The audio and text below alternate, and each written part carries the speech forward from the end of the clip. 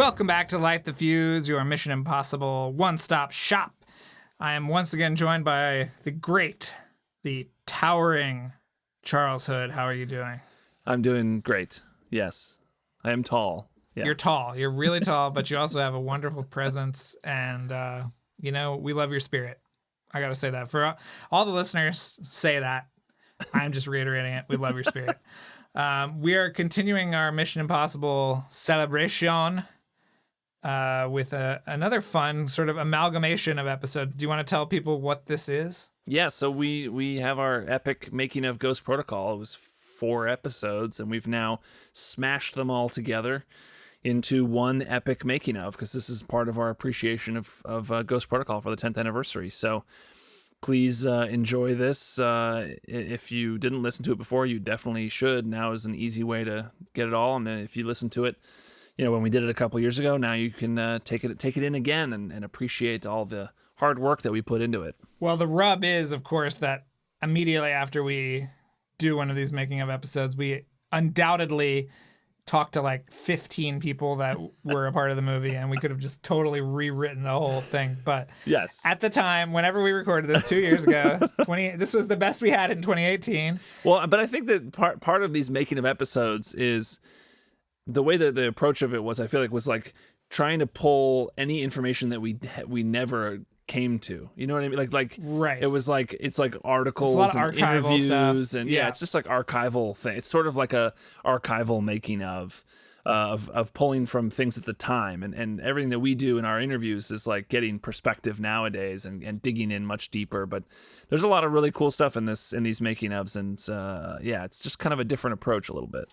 Yeah, it's a really fun walk down memory lane, and we hope you enjoy it if you've listened to it before, or if this is the first time you're listening to it. And just before we get into it, I just want to give my shout outs. It's my favorite part of the show. So to Jeremy Dillon, we want to give you a shout out, and your podcast, My Favorite Album, which is totally amazing. And he recently did this incredible sort of audio documentary about the making of David Byrne's American Utopia. So I really suggest you guys check that out. And the other person I have to give a shout out to is John B., who has been so supportive of us for so many years. So thank you both. And let's get into it. Yeah, just a quick heads up. Oh. We really hit the ground running. It starts fast. It just starts at 100 miles an hour. Wow. Just get ready. Okay. All right. We'll be back afterwards.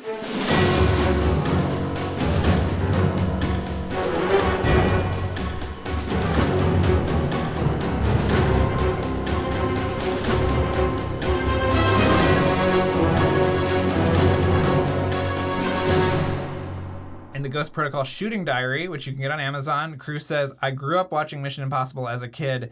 Every week, my family and I would gather in front of our TV for one incredible hour. We were all transported to an amazing world of gadgetry, intrigue, and suspense. It was pure entertainment. I've never heard him talk about the show, really. Have you? No, just very little. Just a couple of these little choice quotes. That's it. I've never, just from these research that I've done, just finding things like this. Right. So we're kind of opening with a couple different quotes from Cruise. Right. So from the production notes, Cruise said, I loved the show when I was a kid. I felt that as a film, it could take us to different locations, have pulse racing action sequences, and smart, innovative tech. It was the first film I ever produced. As a filmmaker and as an actor, I'm always thinking about the audience. I want to entertain them and give them a new adventure every time. Mission accomplished on that one. So on the Blu-ray special features, and it goes without saying that, when they put it out on home video, there was a special edition that only was out for a day. And that had the bonus that has disc. A bonus disc that has never been replicated anywhere, I don't think. And you have it. I have it. And I hate you for it. Some of them I think are on the iTunes, but it's not the same ones. Anyway, so on the Blu-ray special features, Crew says, I wanted a franchise where I could collaborate with various filmmakers. With each one, I go in with a motif. With 4, I wanted more humor, big composition, and something that had big entertainment value. The only way we'll accomplish it is if everyone steps up. And yeah, they followed through on those, don't you think? I think they did. Yeah. All right, so here we go. This is from The Hollywood Reporter. In 2006, 3 months after Mission Impossible 3 opened, Viacom chief Sumner Redstone ended Paramount's 14-year relationship with Tom Cruise and Paula Wagner. Relatively speaking, MI3 was a box office disappointment, bringing in $395 million worldwide after the first movie earned $452 million, and MI2 made $545 million. But of course, Cruise did not sit still. Soon after, he and Paula Wagner took over MGM's United Artists, and they were running their production slate for a while. That's an interesting period of Cruise's life that hasn't really been dug into, but yeah, it's fascinating. So according to the same Hollywood Reporter article, in 2008, rumors circulated that a Paramount executive suggested Cruise would do well merely to produce the next Mission movie and to reboot the franchise with a younger star. Cruise and Abrams are expected to conceive the new Mission movie in a manner closer to the ensemble approach of the old TV series, or it's possible they would reconfigure Ethan Hunt in a, quote, less front and center role as a mentor to the new MI crew. So even back then, that's what No. there's some, as we've heard in our interviews and talking to people, there was someone at Paramount who was trying to do this. And thank God they're gone. Maybe they listen to the show. Then we go to a Variety piece on May 7th, 2008. They report that Viacom chief Sumner Redstone says he would have no objection to Tom Cruise starring in the next Mission Impossible movie. Cruise and Redstone were seen dining together in Beverly Hills a couple months ago. Redstone says, "I consider Tom Cruise a great actor and a good friend, and if Paramount decides to move ahead with him, I will not object." He added that the decision was up to Brad Gray, who runs Paramount. Which is something we've also heard. So on June 18th, 2009, Variety reports that Mission Impossible 4 is taking shape. It seemed truly impossible, but it's actually happening. Cruise and J.J. Abrams have reached an agreement to co-produce the sequel. So this is the beginning of the Bad Robot era in earnest, right? Yes. They are both producers together. Mm-hmm. Yeah. And so buried in that article is a fascinating tidbit that broke my heart that I have to share with you. Okay. You ready for this? Right. Quote, Cruise and Denzel Washington are also awaiting a rewrite on MGM's adaptation of Robert Ludlum thriller The Matterese Circle to be directed by David Cronenberg. Wow. What? I've never heard of What this. happened to that movie and why didn't we get it? Denzel and Tom Cruise together? With Cronenberg? With Cronenberg directing. That's insane.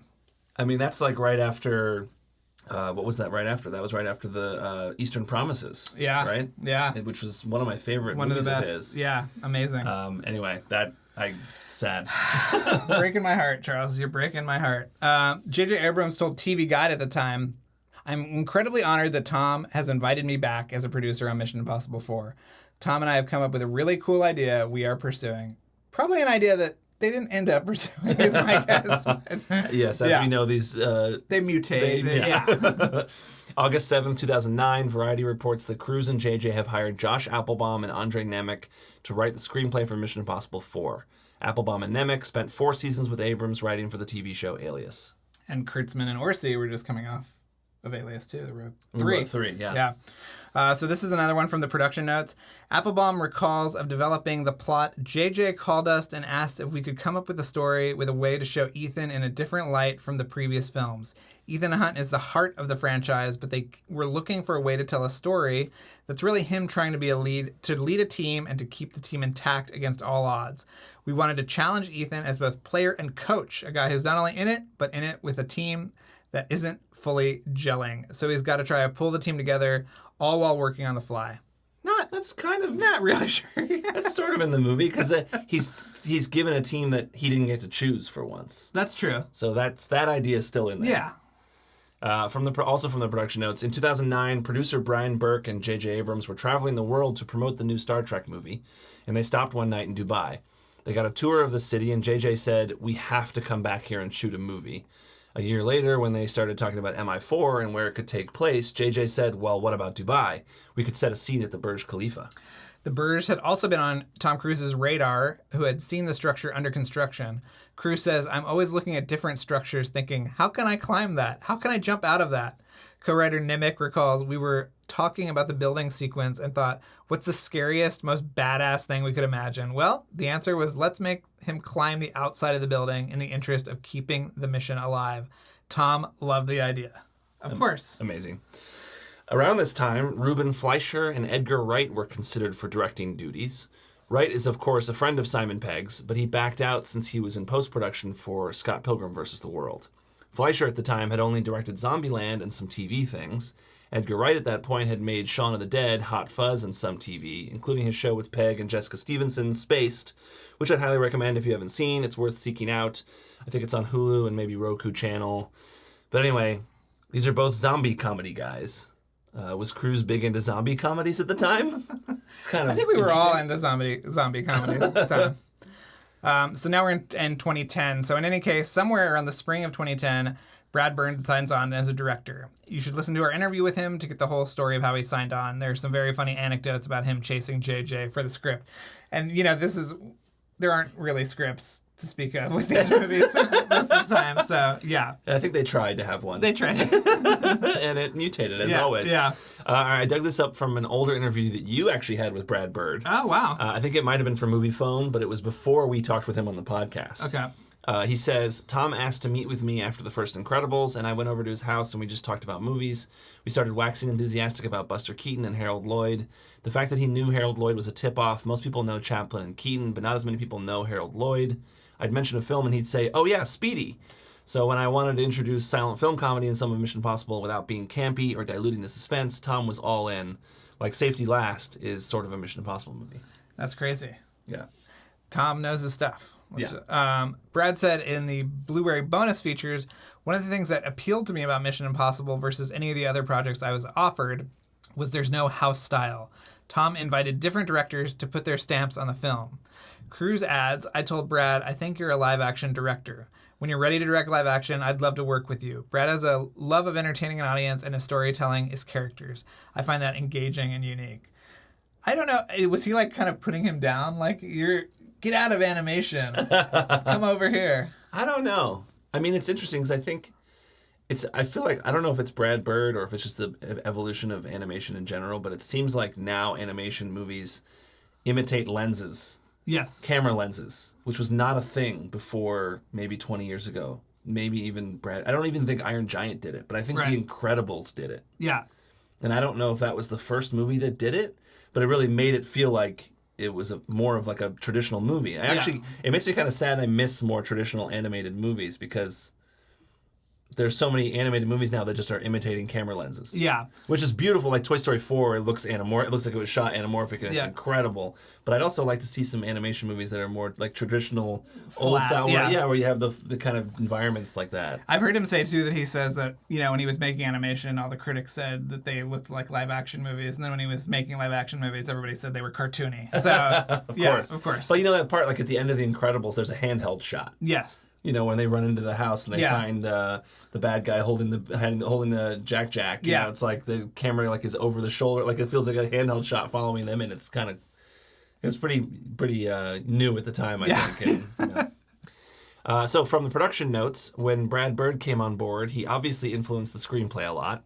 Some of his contributions include Brandt's iCam lens, the contact lens which functions as a video display, throwing off a meet and swap meeting with Moreau, the sandstorm chase, and the payphone not self-destructing the way it's supposed to.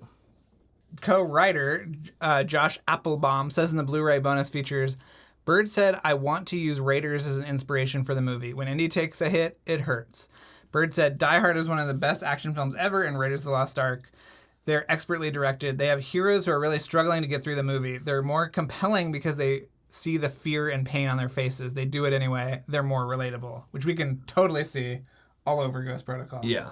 He's more vulnerable. He gets beat and I think up. it really established the new Ethan Hunt. Yeah. That you really see him, I don't know, more vulnerable in those action moments. And it's the humor, too. Yeah. Of everybody being bigger than I think Indy. that's a big part of it. Not just the vulnerability, but it's the humor in those situations. Yes. That Indiana Jones and John McClane had. And that makes them feel human. From a big Variety article about David Dozeretz, who was the senior pre-visualization supervisor on Ghost Protocol, Dozeretz says, Tom Cruise has been a technology pioneer. This guy worked on Mission 1, Mission 3, and Ghost Protocol. He couldn't do MI2 because he was occupied with the Star Wars prequels. He says, De Palma's Mission Impossible was actually the first movie that really used previs.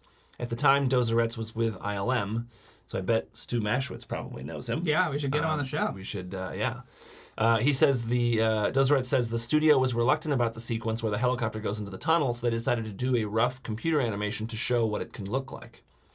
So anyway, starting in January of 2010, Dozoretz and his team at Pre-Visualization Society helped with the previs for the Burge sequence, working for 12 months on it. He says, quote, "It was really early on. We were starting on the Burge previs even as JJ was first talking with Brad Bird in the other room." And there's a lot of reasons that you use previs to get everybody to sign off. That's what I heard from Marvel people, is that's why they use previs so much, is that every creative signs off on it beforehand. And I'm sure this was also a big safety thing. Yeah, there's more here, yeah. Okay. So production designer Jim Bissell, who we are dying to have on the show, says that the previs was a helpful tool for Brad in visualizing difficult and complex live-action sequences more than 6 months before any shooting took place. And I'm sure it made him feel more comfortable, too, as an animator. Yeah. Dozoretz created as many as 15 or 20 versions of the sequence for Bird. They'd show it to Bird, and he'd say it wasn't quite working. He'd give them suggestions for picking up the pace in some areas, slowing it down in others. Then they'd share the sequences with the studio and make a plan for shooting them. But there was one factor they didn't predict. When they spent 6 months working on the sequence, they thought it was all going to be VFX work. They thought they'd shoot plates and then insert Tom digitally. When they were designing the sequence, they thought they could do anything because it was all going to be digital. They had to rethink it when it turned out that they were going to shoot with Tom for real. That is exactly what Robert Ellsworth talked to us about in our interview with him. So go listen to that. Yeah. But I'm sure it didn't change that much because Tom is a maniac and did almost everything. I can do that. Yeah. Yeah, it's cool to hear that he was like he was a pioneer when it came to previs. Yeah. You know, because that's, like you said, every blockbuster is doing that now, and that was Have you ever used him previs? doing it 25 years ago. No. No. I draw a little stick figure storyboard sometimes. That's about the extent of it. Yeah. On February 10th, 2010, the LA Times says Paramount has announced that Mission Impossible 4, with a Roman numeral 4, will be released in theaters over Memorial Day weekend in 2011. The Hollywood Reporter says on the same day that David Ellison's Skydance is co-financing the movie. Is that the first time that's happened? Yeah. And now they're co-producers on all of them. Yeah. The LA Times had another article on February 15th, 2010. This one says Cruise has given up a preferential slice of the movie's ticket sales. He won't be collecting a hefty first dollar out of box office receipts. He'll still earn a sizable payday, though, making $20 million of his $25 million up front. At the time, this was a new trend. A-list actors were no longer getting the super rich deals they used to get. This was largely because DVD sales were no longer reliable. But he still ended up making. Yeah, I'm sure he made a lot of money. Yeah. But it was like kind of a different era. It was kind of they were cutting DVD their sales ended. It changed, and movie stars weren't as at the forefront. You couldn't you can't sell a movie anymore just with an actor's face. No, like you used to. It has to be a character. Yeah, some kind of IP added to it as well. Variety reports on May 7th, 2010, that Mission 4 will be released on December 16th, 2011, and it's announced that Brad Bird is in talks to direct. So they pushed the release date 7 months, giving us our first and only Mission movie released around the holidays. I want to bring that back. Yeah. I like it. Well, it might happen. We'll see if they can make these release dates. When the Tom Cruise Cameron Diaz movie Night and Day, directed by James Mangold, opens in June of 2010. The trades are talking about how the movie has underperformed, and they're wondering if Cruise's star power is over. Ha! They make it seem like this is a really delicate time for Cruise, and Paramount is nervous about the budget for MI4. They want it significantly lower than the last movie, which I don't think happened. I don't think that happened. From the production notes, co-writer Josh Applebaum recalls, JJ said, "I would love to see Benji come out from behind the desk and be in the field. So we just had some fun with the idea because we were so used to seeing those hardened agents that have been on mission after mission, and instead having Ethan with this guy who hasn't been in the field that long. This is all sort of new to him." That definitely carried through. Yeah. I watched it again yesterday, and he does really have a great energy. Yeah, it's different than anything you've seen in those movies. Yeah. It's cool. So then it's announced in The Hollywood Reporter on July 19th, 2010 that Simon Pegg is coming back for the Mission franchise. Duh. The movie doesn't have an official green light yet, but is tracking for an early September start. At this point, they say Brad Bird has been reading actors. That's crazy. That hadn't even been greenlit. Yeah. They're holding out. They're like, get the budget lower. According to IMDb trivia, here are some actors who are considered for the role of Brandt. Ready for this? I'm ready. Anthony Mackie. Okay. Christopher Egan. Kevin Zegers. Chris Pine. And Tom Hardy. Do you think any of these guys would have done as good a job? No, I don't. I think they did. I mean, I love all those actors, obviously. It would have been a very different energy. Yes. I think that Renner brings a weariness to the character that these guys are maybe they're a little fresh-faced. They're a little, Yeah. The shot of him looking, and he does such great eye acting for something that isn't there. When the suit comes up and is levitating by him in the airplane, Yes, yeah. and he looks over, just great, just absolutely amazing. So from the production notes, Jeremy Renner came on onto the project by chance. He was having a quick meeting with JJ regarding another movie. IMDb trivia says Renner was up for the dad role in Super 8 that eventually went to Kyle Chandler, and that is true. Well, by chance, on this day, Cruise happened to be visiting for a production meeting. Renner says, then literally from that meeting, I just came over to Paramount and sat down with Brad Bird, Brian Burke, and Tom, and they pitched me the story. There wasn't even a script yet. They decided the character, and it seemed pretty interesting. I couldn't say no. Just like that. Yeah. Would you? I would sign on. Yeah, that's pretty awesome. Yeah. August 27th, Variety reports that the new Mission film may have a title that goes in a different direction from the previous three. It's possible that the title won't even include the words Mission Impossible. I remember when this was breaking, and it was very weird. Yeah. It's like, that's not a good idea. No. Another big change happening is behind-the-scenes financial arrangements. The deals for this movie are structured to keep upfront costs down with more potential compensation from the back end. The movie will begin shooting this fall in Vancouver, Prague, Dubai, and the U.S. Details of the plot are kept under wraps, but insiders say the story brings a fresh perspective to the franchise and does not pick up where the last film left off. And from our Tommy Harper interview, they shot a little bit in India, too. It's true.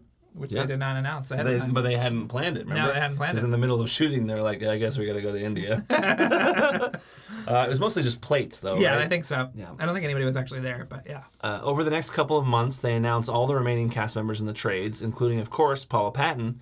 Now, according to IMDb trivia, other people who are considered for Jane Carter, Kristen Kriak, I don't know if I'm pronouncing that right, but she played Lana Lang on Smallville, and Lauren German, who is currently one of the leads on Lucifer. They were considered for Jane Carter. Again, I think they made the right choice on that one. I mean, these actresses, I'm sure, are great. They're great, But sure. can't beat Paul Patton. No. Who we really hope comes back. In the production notes, Brad Bird also says he was thrilled with casting the IMF team. Quote, all of these people are terrific screen presences, and together they were like 4 different rhythms and voices and tempos that synchronized really well on screen. Also of note, Vladimir Mashkov, who plays Sidorov, the cop who's chasing Ethan the whole movie, is supposedly Russia's answer to George Clooney, according to the Ghost Protocol shooting diary. Yeah. I can see it. I love it. I can see it. I wonder if that was a big a get for them, for Russia. Like, did it help Russia sales? I hope it helped Russia sales. I'm shocked they blew up the Kremlin, at all. I feel like today you probably wouldn't be able to get away with it. Yeah. Things are a little touchier. Yeah. But, yeah. All right. In August of 2010, rehearsals start on Stage 18 at Paramount. Let's talk about some department heads for this movie. I love department heads. Some significant people were brought back from the first movie, which is pretty unique and awesome. All these people are basically legends in their profession.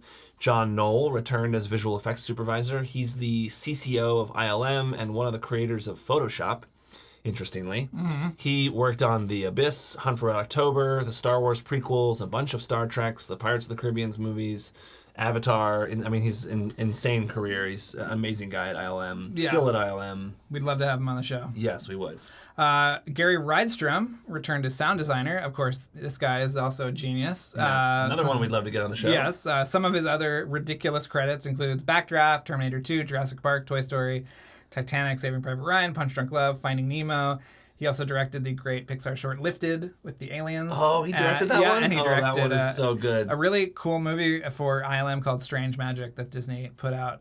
He has won 7 Oscars and been nominated 19 times. Only 7. Only 7. So he's got plenty of room on the mantle for more. All right. Okay. Then, of course, there's our buddy Paul Hirsch coming back to the series as editor. You have hopefully bought and read his book, so you know all the incredible movies that guy has edited. And, of course, listen to our multiple interviews with him if you haven't already.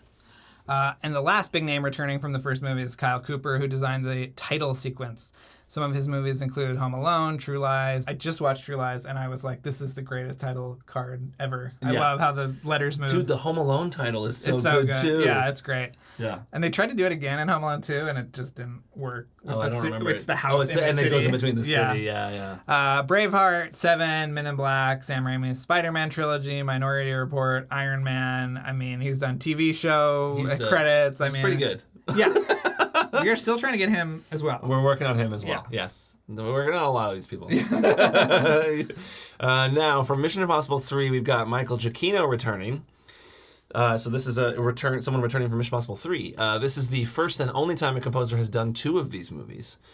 We love Giacchino and recently had a little exchange with him on Twitter. He says hopefully he can come on the podcast this summer, so fingers crossed. He scored The Incredibles and Ratatouille for Bird, plus many other Pixar movies, and he's worked with J.J. Abrams from the start.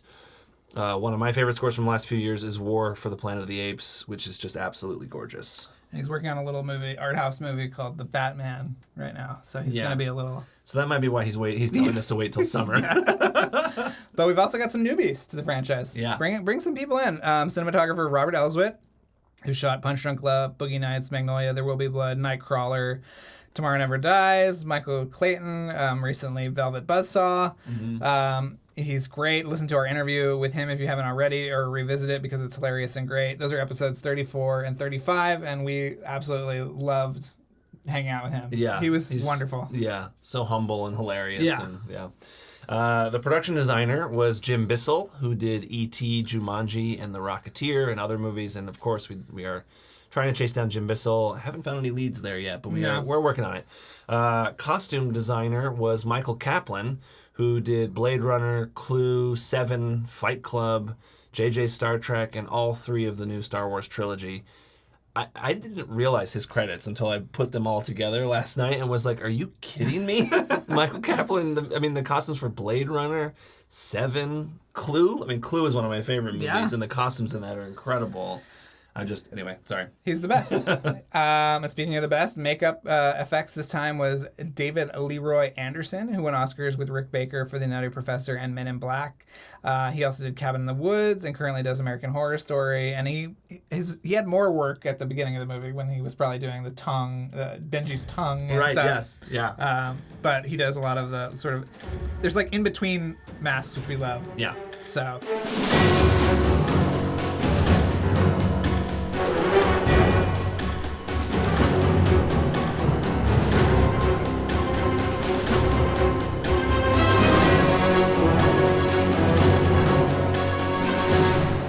All right, just jumping in here. We're not done yet, but we just wanted to jump in and do a little push for our Patreon. If you have not signed up for our Patreon, please do. Patreon.com/LightTheFuse. Sign up at the bonus level. We do weekly bonus episodes. You also can sign up at the Skype level and join our monthly Skype chat and talk with us. We have an awesome group of people in there. It's so fun. And then there are even higher levels as well. You can get we give you shout outs in our episodes. So please sign up for our Patreon at patreon.com/lightthefuse. And without further ado, we'll get back into this and finish off our epic making of Ghost Protocol.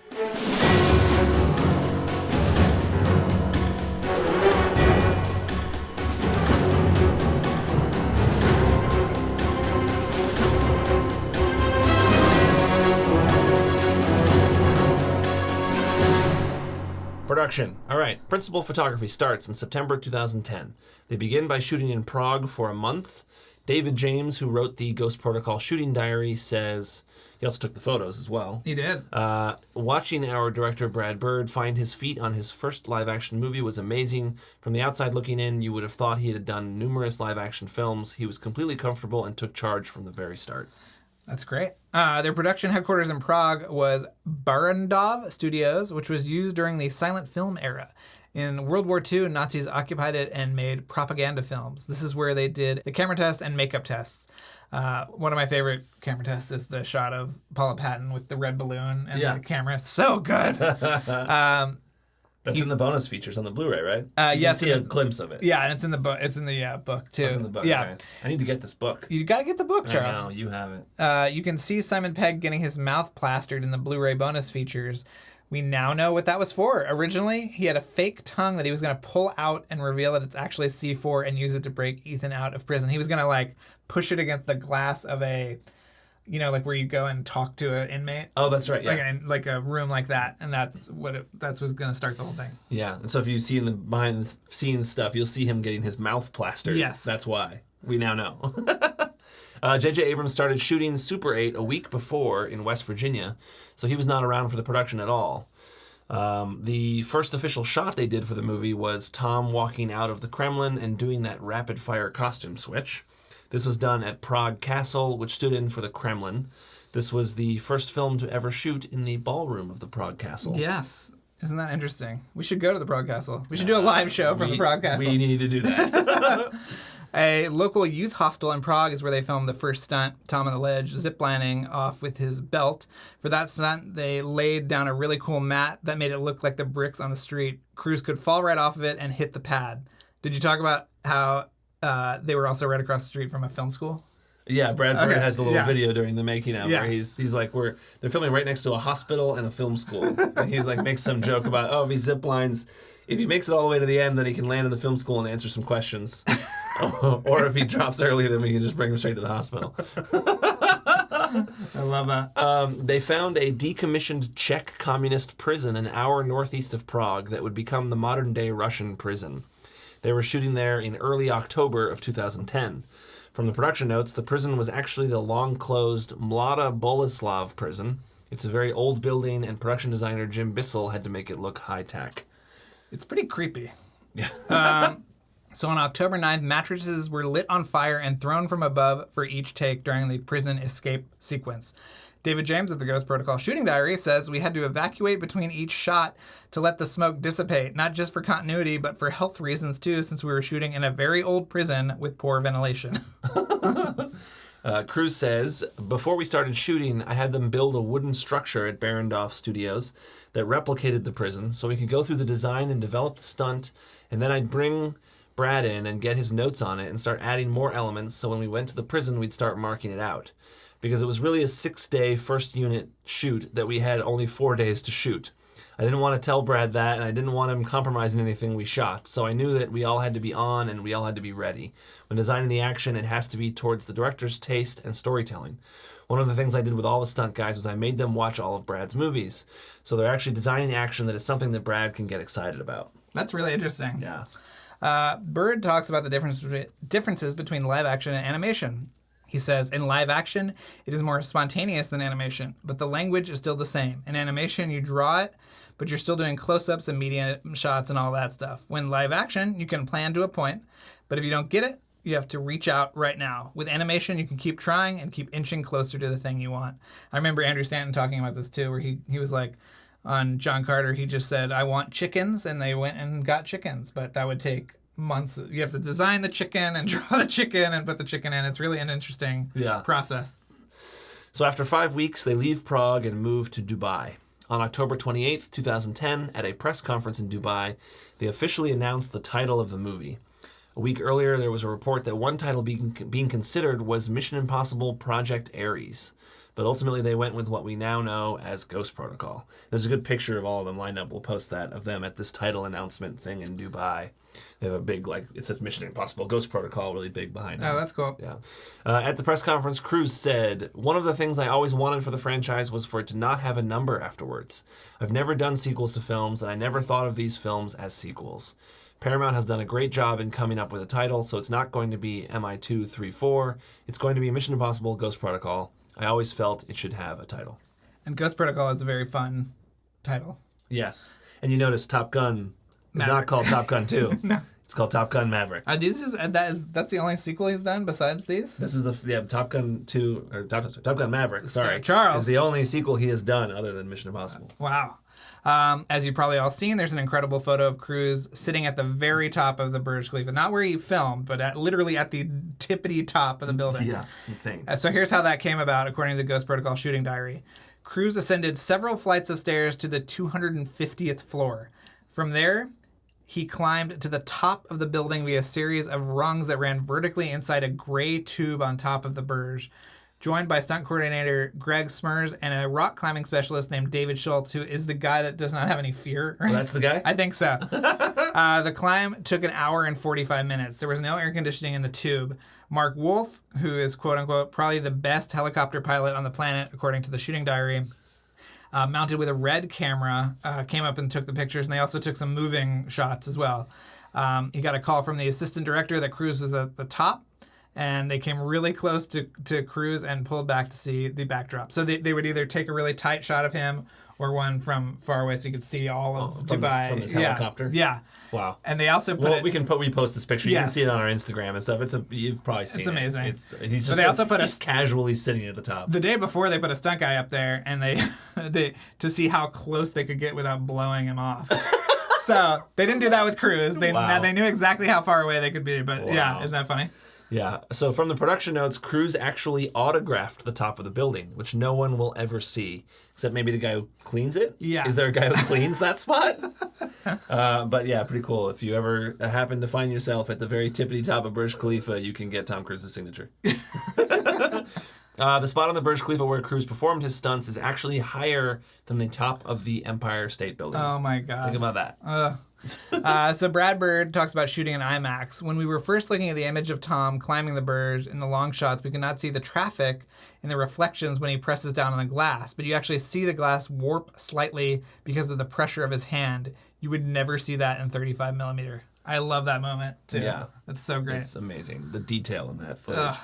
Andrew Rowlands, the A-cam and Steadicam operator, says, "It's the heaviest camera I've ever used. Only in the past 5 years have they made a Steadicam for it. Being such a heavy beast, it's hard to finesse any dramatic moves."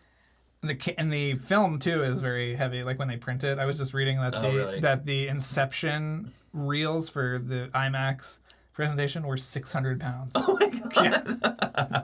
So anyway, Brian Burke says the scope that IMAX gives you was something that really appealed to Brad Bird. In his dream version, we'd shoot the whole movie in IMAX. Financially, it is expensive. The cameras right now are fairly loud cameras, so it's hard to have dialogue scenes with those cameras present. Brad Bird is obsessed with film stock, and if he was making the transition from the animated world to the live-action world, well, why not do it in the biggest format we can? You know, that also makes those sequences really impressive, was how is the sound design outside. If they had to re-loop him and all the sound effects. Oh, everything is, I'm sure they had to do from scratch. It's amazing. Yeah. Gary Ridestrom, sound designer. Hello. Re-recording mixer. Yep, amazing. Bird adds, "For me, showmanship has largely vanished from cinema. From the theaters and multiplexes to the fact that nobody has curtains anymore. They just project a bunch of commercials up there, which for me is like taking a leak on the screen. One of the few films that has still gotten that large experience is IMAX. It made an impression on me when I saw Dark Knight in IMAX. It's grainless, it's sharp, you can see incredible details." And then there was that Dark Knight footage in front of this movie, which I didn't talk about, but we can talk about that later. From the November 15th, 2010 edition of Hello magazine in London, there's some cool behind-the-scenes photos of Tom Cruise on the outside of the Burj on the 124th floor. People magazine on December 6, 2010 has a blurry picture of Cruise sitting at the very top of the Burj. They say he's sitting at more than 2,716 feet, which is very tall.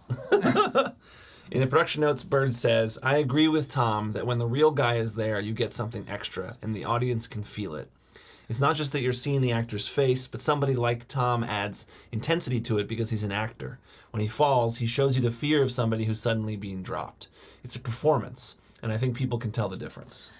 Production notes, the crew was given access to the 123rd floor, which was still unfinished, to bring in camera rigs, cranes, and other gear. The glass got so hot during the day that Smers says you couldn't even touch the glass. In order to shoot the sequence, they ended up removing 26 of the building's giant plate glass windows, which you can also hear in our Ellsworth interview. He talks about them kicking them out and yeah. stuff. Which Tommy Harper says they weren't done so cavalierly. Stunt coordinator Greg Smers told the LA Times in a big article about the Burj stunt, "We were in meetings and they said, Tom's not going to climb that building. The studio will never allow that. I said, Tom's going to climb the building, I guarantee it. When you're on top and you look out, people are going to think it's computer generated and it's not. You have to see it to believe it." Co-producer and VFX producer Tom Peitzman said, special mounts had to be made for these 65mm IMAX cameras. Special safety had to be put in place because in a building that's 800 meters tall, you can't run the risk of anything falling.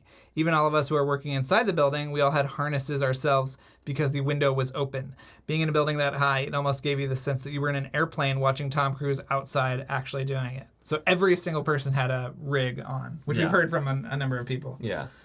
Smurs goes on, we spent hundreds of hours trying to figure out how are we going to climb this glass and make it look real. In Prague, we had a replica section of the building brought over from Dubai and built it on stage. We knew the temperature of the glass and where the sun was going to be on the day of our filming, and we put 50-foot tall lights on a rheostat so we could adjust them so it was like the sun. Yeah, it was. There's pictures in the book too of that the practice 60 wall and stuff. Yeah, and they have markers too where he's supposed to hit. It's really cool. Cruz says we were dealing with a lot of issues, not only the height issues, but also the temperature issues and the winds. It can get so hot up there that it could burn me. So we had to really play with the different kinds of rubber, different kinds of materials with the wardrobe. A sequence like this with the amount of manpower and craftsmanship it takes. And also, athletically, what it takes, even for training, as you're trying to figure out how we're going to do it, it's pretty intense. And then the aesthetics, how it's going to look.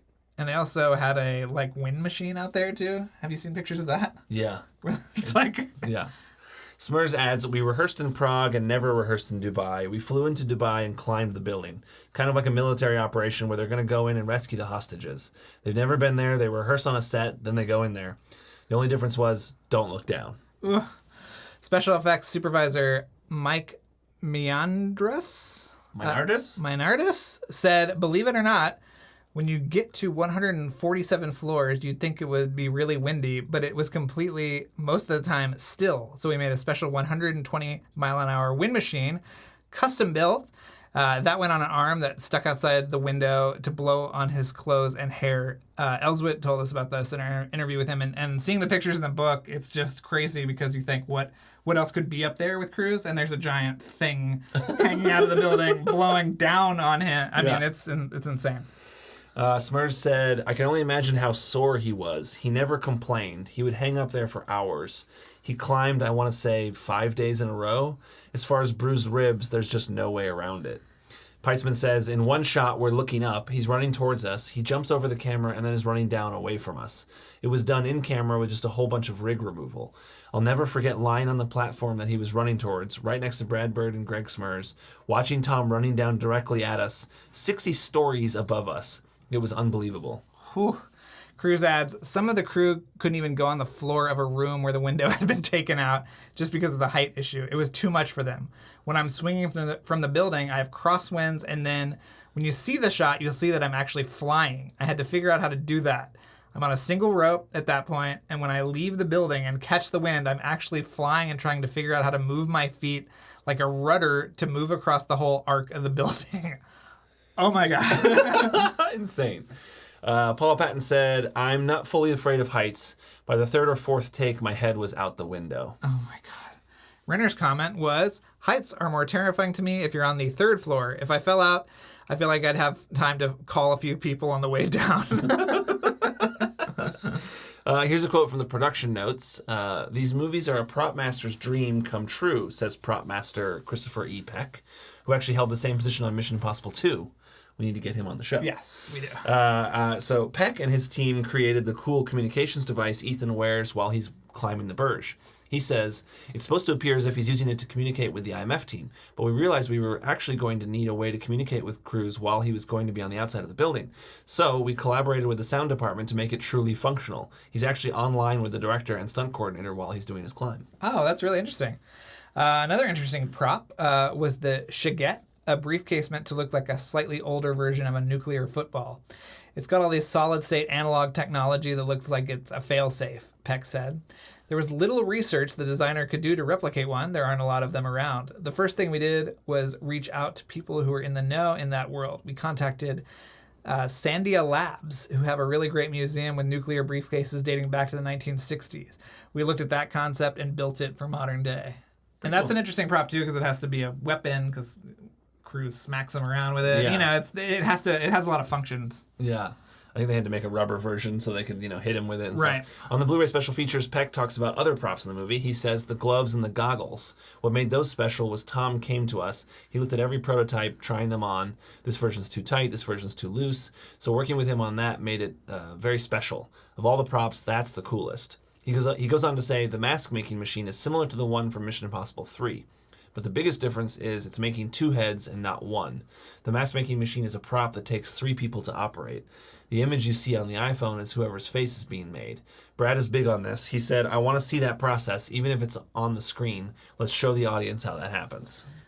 The original mask maker, designed by the dearly departed Sid Mead, Yes. who just passed away. He came in on MI3 to design that mask, and he was a visual futurist for Blade Runner and other stuff. And Genius. rest in peace. On November 16th, 2010, shooting the dust storm chase had to be suspended because there was a real dust storm approaching.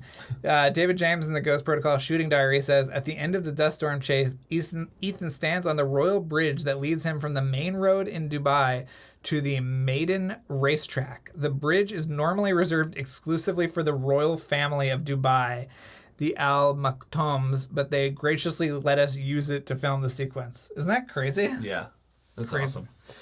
According to IMDb Trivia, the sandstorm scene was shot in open matte Super 35mm rather than IMAX due to the fact that blowing sand would be invisible on film, even IMAX, because of motion blur, appearing only as a red fog. The enlarged grain of the 35mm film, when blown up to IMAX, provided the quote-unquote sand. Oh, interesting. It was a lot of cardboard, from what I understand. The Indian Palace scene was shot in Dubai at the Zabil Sarai Palm Jumeirah. You're just giving me this section because you don't want to. You don't want to. Yeah, you don't want to. The hotel was still under soft opening during the period shooting, which took 3 days.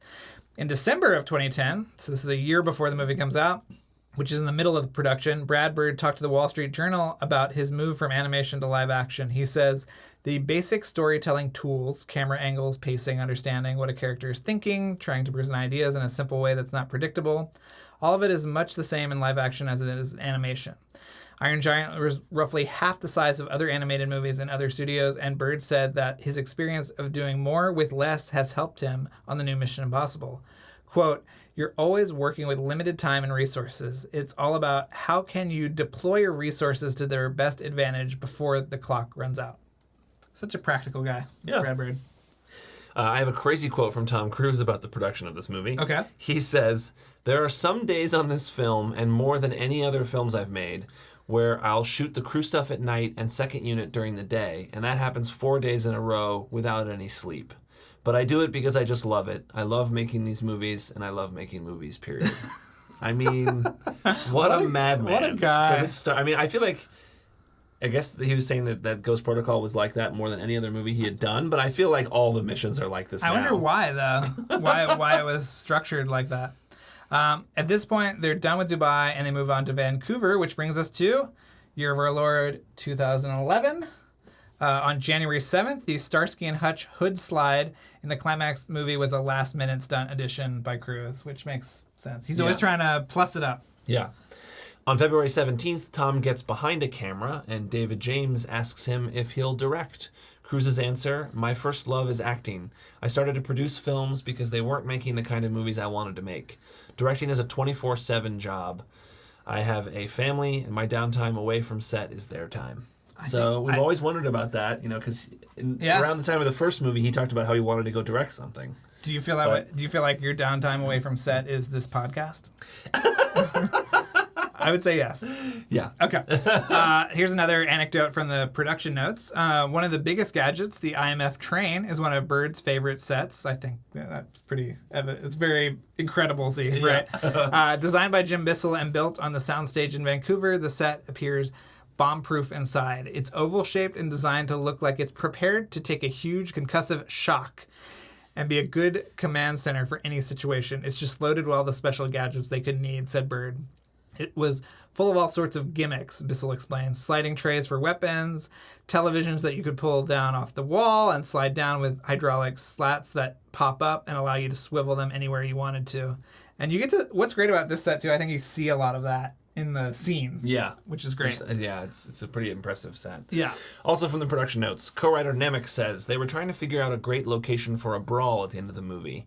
They came up with an automated parking garage, which is a real thing that an architect friend had told him about. They looked it up, and Volkswagen had one. They spent 6 months building the set, which was fully operable. The structure held the 35,000-pound, 78-foot-tall center column, supporting two 23-foot paddles, which is what they called those moving platforms, each of which weighed over 3 tons. The completed set held about 70 cars, 18 on each level. The pair of actors were suspended from cables attached to the ceiling of the warehouse, as well as to the ends of the paddles to prevent accidental falls between vehicle platforms and to guide planned jumps. Cruise at one point makes a 3-story leap from a deck level into a car on a moving paddle, slowed at the end of his fall by a decelerator. Second unit director Dan Bradley, who was integral to shooting the sequence, says it was very challenging work coordinating their moves and finding safe places to set the cameras. Oh my God. Crazy. Yeah. Gives you an appreciation for that sequence. Yes. Executive producer Jeffrey Chernov says on the Blu-ray, the parking structure, that set alone made me nervous to walk on. Originally, we built it on the studio and the stage wasn't big enough. Then we took over this massive hangar where they used to build ships. That set doesn't look that big in there because the hangar is enormous, but it's huge. The set was the size of a 7-story building. Wow. Yeah. On March 5th, during the parking garage fight, Cruise is hit in the neck with a piece of flying glass. Here's a quote from Cruise. "I don't have time to go to the hospital. Just glue me up and send me back in to finish the shot." That's from the Ghost Protocol shooting diary. I had never heard that before. On March 14th, the scene with the fog is shot. This is the last week of shooting, so they must have been holding out hope for Vanessa Redgrave until the very last possible moment. Yeah. It's sad. And so you wonder, I mean, everybody's been kind of coy about how close they got to getting Vanessa Redgrave. You wonder how close. Pretty close. Okay, so March 17th is the final day of filming. Tommy Gormley, who's the AD, awards Tom a $5 bill for being the employee of the day. As we know from several of our interviews, there were additional Ed Wood-like reshoots that they did in Santa Monica. That must have been in the summer or fall. It was after the movie received positive test scores, but Bird said they could make it even better. That's in the Brad Bird interview, which you should check out. It's a good one. On September 29th, 2011, Brad Bird tells the LA Times that Tom Cruise has, quote, "ruined me for everyone else. I'm not going to understand after this point why any actor doesn't want to do all of their own stunts and hang off a mile-high building. He truly loves the movies and the movie-making process, and he knows a ton about it." Bird goes on to say that Cruise is, quote, "made for movies the way Michael Phelps is built for swimming," which I love. That's great. It's awesome. It's sort of interesting that there is no mention of our good friend Mr. McQuarrie in any of this, and there's no mention of Damon Lindelof. There's some key players that have been. Those are kept out of the press. Yes. Do you want to just talk about deleted scenes, and maybe we can we'll start post production and we'll see how far we can get into it. Let's talk about some deleted scenes. But these are your notes on the deleted scenes. And so if you take the lead on this one. Okay, so let's talk about deleted scenes. Have you seen these deleted scenes? Yes, not in a while, but I have. So there's an alternate opening that's really interesting with Hendrix giving a speech, and you think that he's addressing like a big crowd, and it turns out that it's him alone in a hotel room, and it sort of comes out of the mirror. It's an amazing shot. It's like spinning around him too. It's awesome. It's amazing, and it would have gotten his sort of message out sooner, but you can see why they cut it. As we talked about before Fallout came out, we were always talking about how the series kind of had a bad guy problem. Yes. The bad guy's always a little underdeveloped. And, yeah. But they end up. This would have helped develop him, I think, a little bit more. But it also was a weird way to open the movie. Yeah. I think this would have been the opening of the entire film, so I'm glad they kind of took it out. So another one is Mission on a Train, and this was an extended sequence of the Josh Holloway mission that opens the movie. There's a really cool thing where the ticket has a little stamp that says IMF on it, and it runs through a reader on Carter's phone. And after that, the message self-destructs, and the stamp burns away. And you can see some of this in the trailers, but this is, again, part of that sequence where she cuts the guy's heart out and all that stuff. It's in the trailers? Yeah, there's a part. You see her scanning the thing, and I think the icon burns out in the trailers. Yeah. Cool. There's one called Confusion in the Van, and I think that this was just a little scene. Bird says on the DVD, the connective tissue between the set pieces was almost in flux. We punted all the difficult questions to Vancouver. We were in Vancouver and we had all these problems to deal with. That's when McCory came in. Yeah, none of us could figure out exactly what was going on with the characters. It was as confused as we were. And so, yeah, McCory always talks about if the characters are in a car or in a hotel room, they're very easy to shoot. I think they reshot the Dubai safe house sequence at some point, too. And then there's another deleted scene called Benji Almost Caught in the Kremlin. And Bird says, shot to up the tension. Tom was concerned we didn't have enough suspense, but ultimately I didn't believe a guard could get that close to the screen and it hold up. So this was in the hallway, and Benji is almost found out because the guy in the back, guard, he comes really close to the screen. Which I think that makes it wouldn't make sense for him to get close to. You could tell the screen if you get that close. Like everything else, though, all of these sequences are very fun and would have worked perfectly. But again, Bird and Cruz are committed to perfection, and so they took them out. Yeah. So, sound designer and re-recording mixer Gary Ridestrom talked about the Burge sequence. He says, the sound of that scene hinges on the gloves Ethan's wearing. You have to believe they're really going to hold him up on the outside of the building. The key we found that made it natural and believable was these thumps from an MRI machine. They make this magnetic thump, which gave it an electronic sound, a sense of power. So it's cool. That sound That's where that came from? It's from an MRI That's machine. Amazing. Which is awesome. Here's another Ridestrom quote. You ready for this? Yes. The scene is believable and tense, but it's also kind of funny. Tom Cruise's character gets frustrated with his failing glove. There's a moment when the glove falls.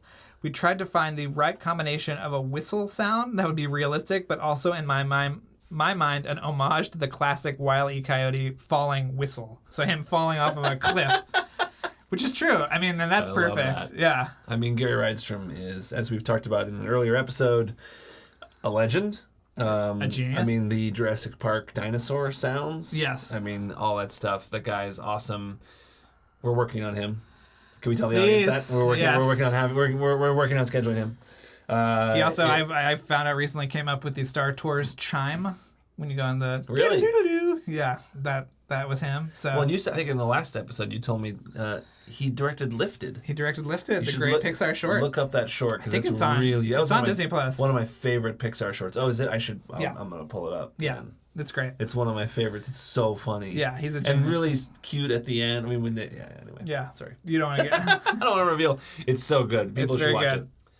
it. Okay, so co-producer and VFX producer Tom Peitzman says, the majority of the VFX work we had to do was painting out rigging because Tom was really climbing the building. But there were so many very large cables on Tom, we would actually be replacing the building pieces individually instead of just painting out the cables. But with a mirrored surface building, it created a reflections nightmare. We had helicopters in our shots, we had crew in our shots, we had all kinds of rigging. There were many times where we would see 6 reflections of Tom. So if he has 4 cables on him, we have 24 cables we have to remove.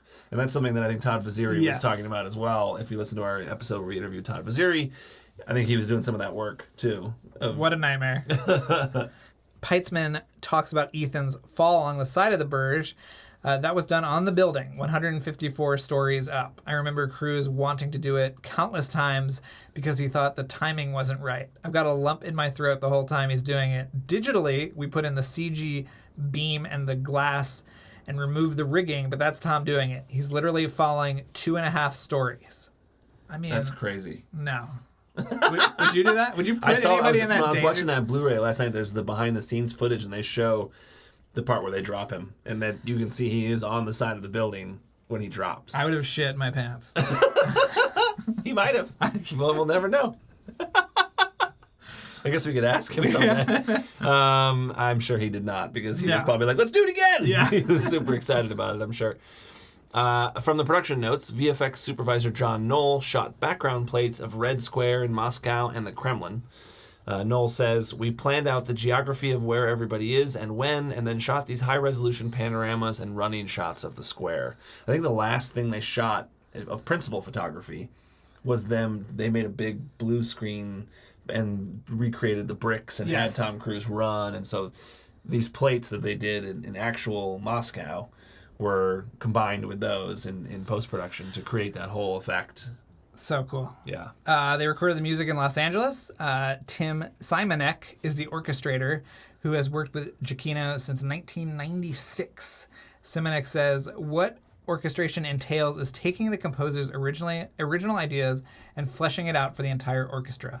Michael writes some amazing themes, and I just embellish. It's like cake. I frost and bake it, but the ingredients are all there. One way orchestrators mess up is by thinking that it isn't enough and start adding things. I know Michael's sense of drama and when we can go for it. And it's a great score. Yeah, Michael Giacchino says, I like it better when the director is with me. It's more nerve-wracking when they're not here. A quote from Brad Bird, music isn't something that is the story specifically, but it is the story, very much in an emotional sense. The thing that's scary about it is that it's out of your hands and it's vital to the film. If it's not good, it can sink a film. My favorite composers are people who understand film like this man. We gotta talk to Giacchino. I know. He said this summer on Twitter. All right. Everybody saw. All right. It's out there. I hope it's out there. And people were liking that and they're like excited. Come on, We gotta Giacchino, get come Giacchino. on. Yeah, we love him. A quote from Tom Cruise, the score is so important because it's supporting the story and characters and draws you into the environments. I think the score has real wit and charm, and to see these incredible artists come together and be there while they do it, to see it live, it's really a special moment. I have actually seen Giacchino record. And I hate you. And it is amazing. What was it for? It was for Zootopia. Oh, I think you've told me about that. Yeah, before, and so I got to sit in the room with him conducting, and it was pretty amazing. There were a lot of really cool people in the room. Were you there when were they coming up with pun titles for the tracks? Yes, I did. And for anybody who doesn't know, Michael Giacchino, all of his scores, every track title is some kind of bad pun. And there's always a worst something, right? Like worst wedding party, worst whatever.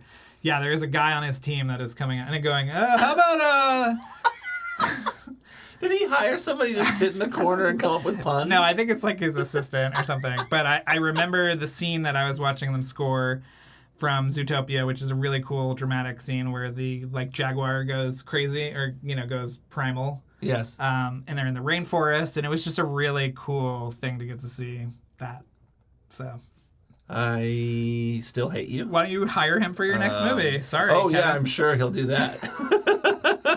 Oh, yeah, Kevin would love that. Yeah. Kevin Blumenfeld, who does the music for our show. Yes. We haven't been able to use his plot theme the last couple weeks because we haven't been doing interviews. And we've just been hiding out from the law because that is a complete rip-off of the plot. Yeah. Yeah. I should probably check in with Kevin. I hope he's not in prison. Yeah, he might be in prison. We'll check after this. Okay, where are we here? Giacchino says, when we take these jobs, you're not hired to be a cog in the wheel, you're invited to play. That's how I feel when I work with JJ, when I work with Brad. I always feel like I was invited to participate in this really amazing thing that takes hundreds of people to put together. When you think of it that way, you don't get so focused on what you're doing, you're constantly keeping your eye on the overall picture. If you get too narrow-minded about what you're doing, ultimately you're not helping the film. Amazing. At one point during recording, Cruise got to conduct the theme music. And I don't know if this is the actual theme or if it was one of the location-based themes. It was in one of the behind-the-scenes things. You saw that, right? Yeah. Yeah.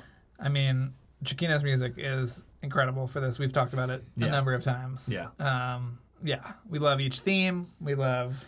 And how he adapts the theme to different countries. Yeah. So it's like each country has its own musical identity. It's just awesome. We need another 2-disc set of his music from this movie, or I think we've heard that will be the next Mondo vinyl. I thought 2 would be next. Oh, maybe 2 is next. I think 2 is next. And then 4. Is 4 after that? Yeah.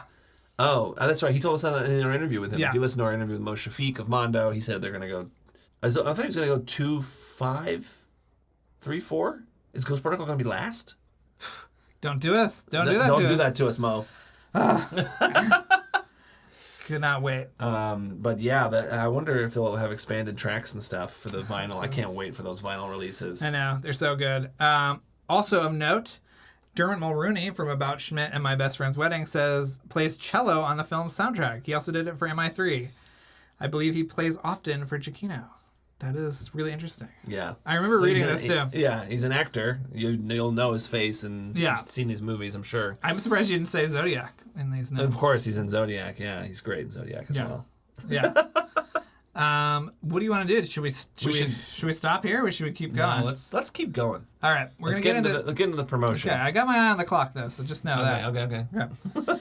Variety reports on October 6, 2011, that for the first time ever in the U.S., IMAX will get first crack at a major studio tentpole before any other exhibitor.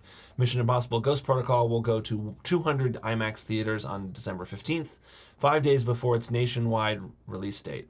It's a natural fit for this release plan, since around 30 minutes of the film was shot with IMAX cameras. Love that.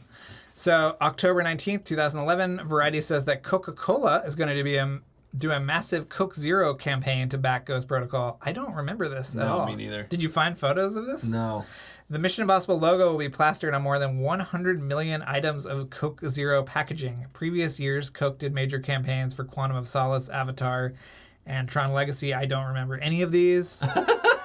Do you? No. And I feel like I am someone who loves a good promotional time. Yeah. Coke Zero's recent tagline is "Make it possible," and it meshes well with the franchise. Of course it does. The MI tie-in will also appear on popcorn bags and branded cups in movie theaters. Does anyone have any of these? Yeah. Does anyone remember Please. this? Anybody out there? This feels like Tell me you have it. I don't. Pictures? I can't believe it. Find it. From the same article, fans will be able to complete missions through an online game to attain agent-level access to exclusive behind-the-scenes footage, scenes, images, and interviews. There will also be a social game done through a cell phone app to drive users into participating movie theaters and convenience stores across the U.S. to win rewards such as pre-screenings, premiere tickets, and Coke Zero products. Did anyone out there take part in any of this? Crazy. The article says that Coke Zero will appear in the film through its bottles and logo on umbrellas during cafe scenes, billboards in the background of shots, and Coke Zero flags in Dubai. However, the presence is dependent upon director Brad Bird's final cut. Now I want to watch the movie and see, are there any Coke Zero flags or anything in the background? Did this get canceled? Did it not work out? You know what? Throw this under the Balto umbrella of getting canceled, because I don't remember any of this. There was also, I was reading about I just assumed you had seen it too, some kind of Facebook thing where there was it's coming up. I think I did find something about that. Yeah, I think you could win tickets to the premiere or something. Yeah, okay. So let's go back to the LA Times article. This one is from November 6, 2011. Tom Cruise says, "Back when I went to Paramount and said I wanted to do Mission Impossible, people looked at me a little cross-eyed because it was a TV series, and at that time, people weren't really doing that. I always hoped that I'd be able to bring in different filmmakers who could share the love of this genre and see what it is that interests us." So Brad Bird said that he went back to previous Mission films to look for the rhythms he wanted for his new take and decided he wanted to avoid the relentless grimness, I guess, of 3. I don't know. Yeah. Maybe. His quote was, "One of my favorite moments acting-wise were the scenes he did with Vanessa Redgrave. He kind of came alive in a slightly different way. You could tell he had a lot of respect for Redgrave and knew that he had to be on his game because she was going to get every drop out of her part of the scene, so he better get every drop out of his. There was a playfulness to those scenes together that I really liked. When you see the new film, it's a little bit more playful than the other Mission Impossible films, hopefully without undermining the suspense or action." Wow. Yeah. And of course, he as tried. we always talk about, He tried they tried to get Vanessa Redgrave.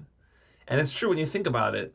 It's kind of interesting that first movie, those scenes are more playful. Yes. And that playfulness is totally alive in Ghost Protocol. And I feel like even with the casting, he tried to kind of like recreate that dynamic by Paula Patton and Lea Seydoux. Right.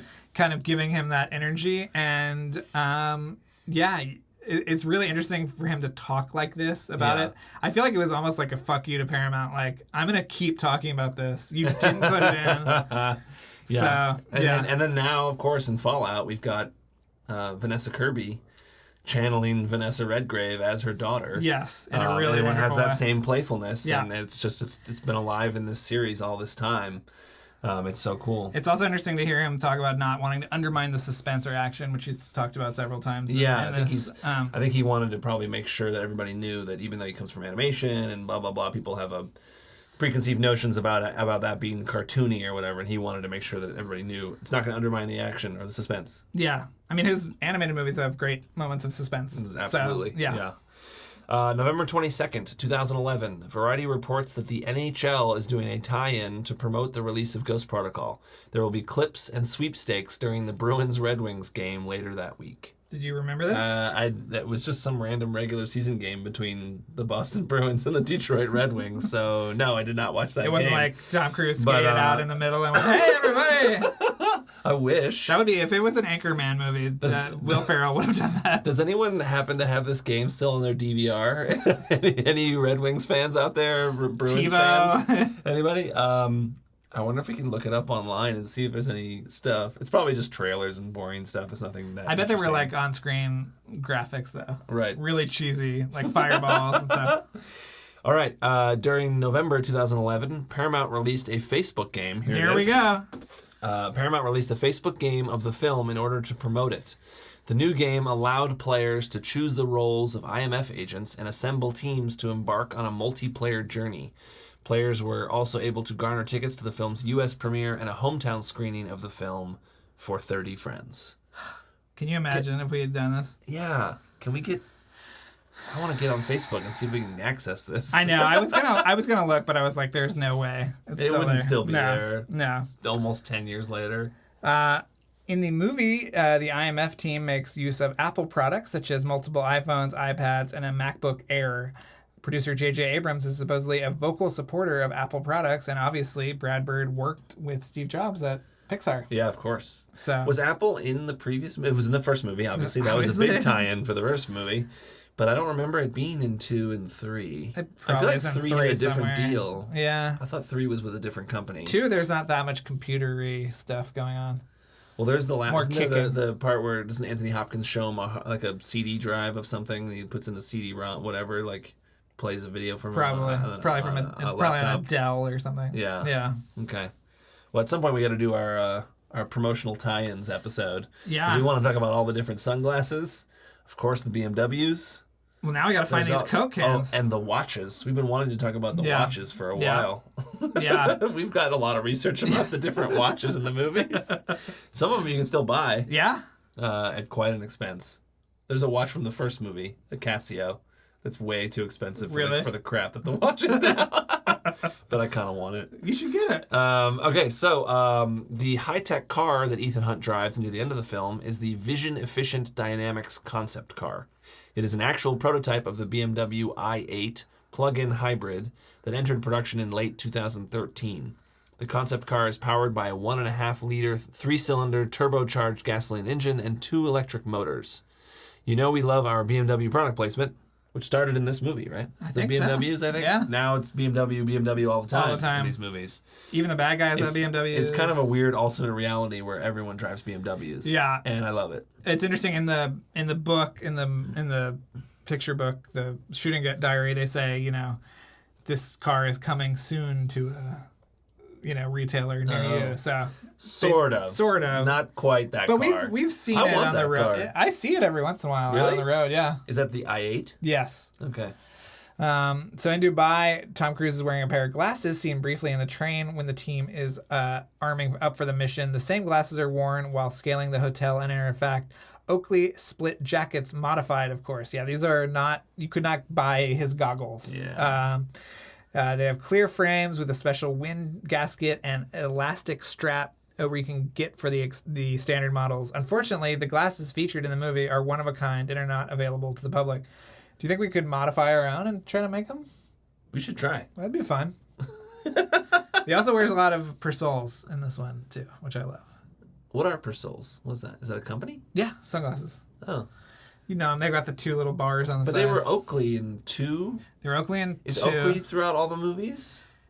I don't know. I mean, he did 2. I mean, Oakley is the goggles and Persols are his sunglasses. So he's just out there shopping around. Yeah, I love it.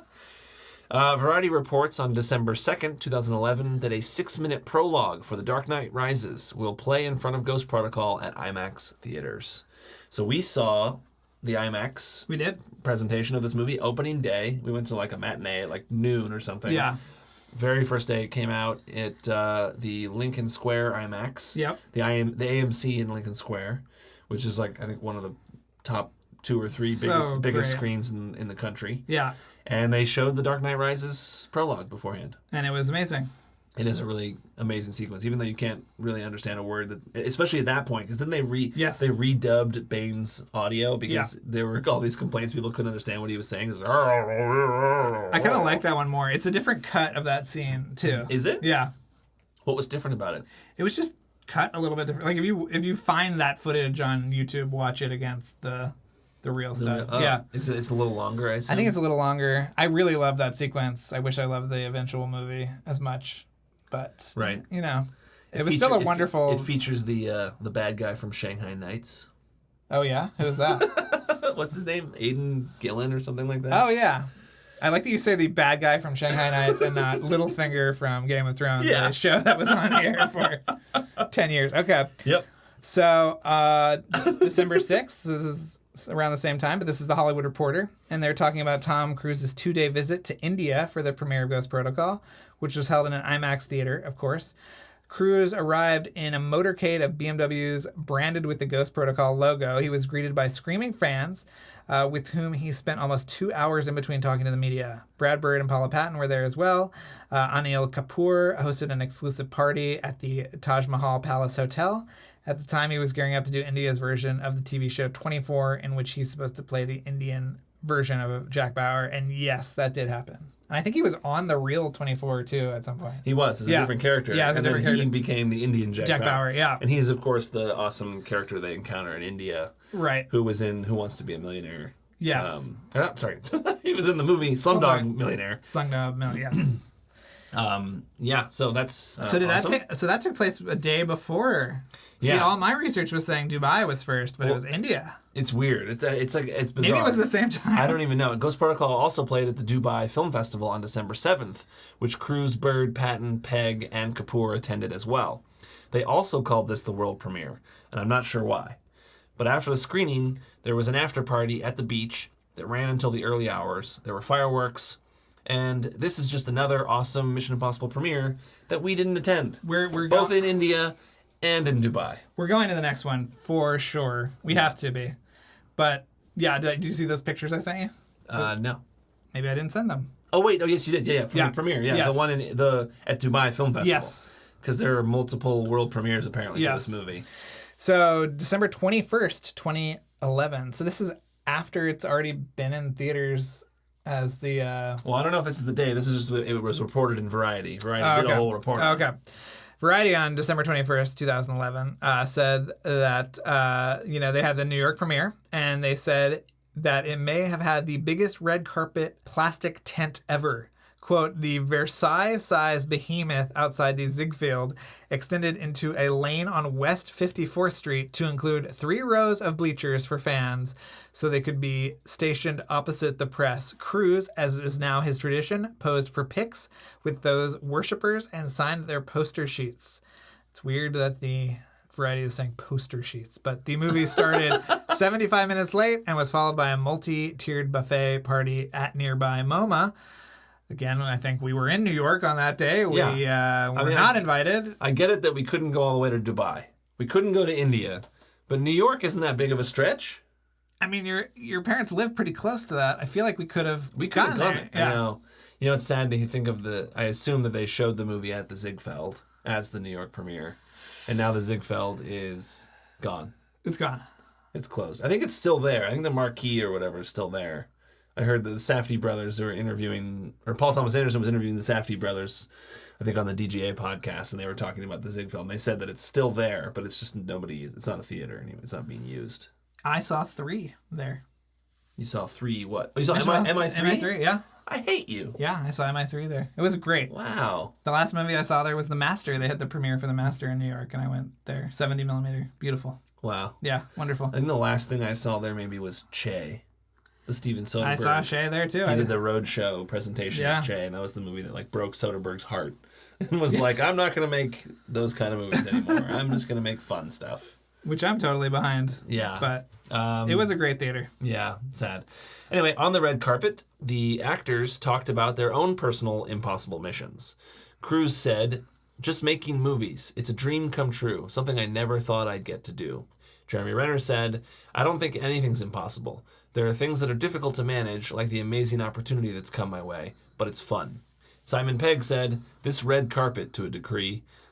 This press tour has been immense." Michael Nyquist said, "Riding a bike. I remember when I was 6. I tried for many years. That was in Stockholm." Michael Nyquist, unfortunately, has passed away. Yeah. Rest in peace, but that's pretty great. I guess he never learned how to ride a bike. Meanwhile, Brad Bird said, "Surviving this film." I feel like he says that on every film. Yeah. I think he was put through the ringer on this one. And all of them, as movies are hard. Simon Pegg was asked by New York Magazine at the premiere, "Do you wish you got to do stunts for the movie like Tom Cruise did?" Pegg replied, "No, I think it was one of the few times in my adult life that I thought, thank God I'm not Tom Cruise." That is great. Yeah. JJ said about the film, "It's an unabashed, awesome, fun spy movie. It completely embraces the spirit of what you would hope a Mission Impossible movie would be." Which is nice of him to say. He just made one, and he wasn't around for this one. And I don't know if that was I don't think that was at the premiere. I think that was just in the press tour. So I'm Okay. not sure if he was at the premiere or not. And Cruise had this to say, "This was the most ambitious Mission Impossible I've ever done in terms of the amount of characters, the location, the scope. It was really realized with Brad Bird. It went beyond the ideas that I was exploring. Really, I loved every minute of it." And what's very interesting about this quote is all the stuff about the pre-production, how they were trying to make it smaller. They were not trying to not have and now we've come this way. Cruise, and now, yeah. Do you think he would still feel that way? I feel like it still was that way until Fallout. Probably. I think Fallout now has surpassed that in terms of scope, with him talking about it being the most ambitious. All right, so let's talk about the release. All right. According to Variety, on December 15th, 2011, Paramount's logo to commemorate their 100th anniversary was first used in front of Mission Impossible Ghost Protocol. That would have been a useful tidbit for our commentary on Patreon. I mean... Oops. Do you think that version of the logo still appears at the front of the movie? I don't know. I watched it yesterday, and I Did can't remember. Did it have a 100th anniversary logo? I don't think so. Interesting. Anyway, the new logo was also given new music, which was composed by Michael Giacchino. Cool. So we should pull out the Blu-ray and check it out. See Yeah. if it's still on there. If it's the 100th anniversary logo and you hear some new music, that's Giacchino's music, and it was the first time the logo was ever used. Also, according to IMDb trivia, each movie in the Mission Impossible series has used a different Paramount logo. Is that true? What? At least up to this point. Maybe only up to this point? I mean, yeah, maybe, because it was Viacom at one point. It was, you know. Wow, that's crazy. It makes me want to just pull up the movies and watch each of the logos and see. Oh, God. That might have to be a little homework assignment. I'll come back to you. Okay. You'll leave that one up to me, I'm sure. The tagline for this movie was, "No plan, no backup, no choice." And if you want to hear all about the posters and trailers, check out our episodes with Kendra James, which we talk about the marketing for the movie. Those are episodes 49 and 50. And I just hung out with Kendra a couple weeks ago. Did you? Yeah, we took the dogs to the dog park. Oh, awesome. Yeah, she's got a very cute new dog. I love her Instagrams and everything about the dog. I'm obsessed with that Amy, dog. It looks so cute. So cute. And those, check out those episodes where we talk to Kendra about, we talk about the marketing for all 6 movies, and we go through, have trailer clips. We actually have audio clips on the show in that one. Oh, wow. Don't we? Yeah, we do. Yeah. That's rare for us. Yeah, we don't put that much work into these. This also makes me want you to bug Adam Pally to be on the show. Oh, yeah? Thinking about all the hoods up in these. In these posters. There's a joke in the show he was on, Happy Endings. Yeah. They initiated Ghost Protocol in one episode, right? And they would put the hoods up. So we should get Adam on the show. I think he's living in New York now, so we have to see. He has another show. He's got a new sitcom that's just come out. That I forget what it's called. I feel bad, but it's with Fran Drescher, and it's called like Schooled or something. Or Indebted, or we need to come up and find the name of this show. I feel really bad, and it's also I love the actress who's in it as well. Other than Fran Drescher, the one who plays Adam's wife It's Abby Elliott, right? Yeah. Yeah, Abby Elliott. it premieres on February. Oh, Steven Weber's in it too. Yeah. Steven Weber, Fran Drescher, Abby Elliott, Adam Pally, Indebted on NBC. Starts on February 6th then. And if you that show is probably already out by now. And if you like that show by chance already, you should check out Night Owls, my movie. It's on Amazon Prime, starring Adam Pally and Rosa Salazar. I'm just gonna do a little promotion for myself. Are you gonna direct any of these episodes? Probably not. Okay. It's multicam sitcom. I've never done that. Well, why don't you do it now? It's a totally different skill set. Are you scared? I'm scared. Okay. Totally terrified. I think you could do it. It's different. It's a totally different medium, kind of. Yeah. It's interesting that he's never done a multicam sitcom before because Happy Endings was single cam. Mm-hmm. We're on a real tangent here. I just want him on the show. We can get. I will work on getting Adam on the show. Okay. Now back to where we were. In its 425 theater opening weekend, the movie grossed $13 million, setting the record of the highest grossing opening weekend in less than 600 theaters.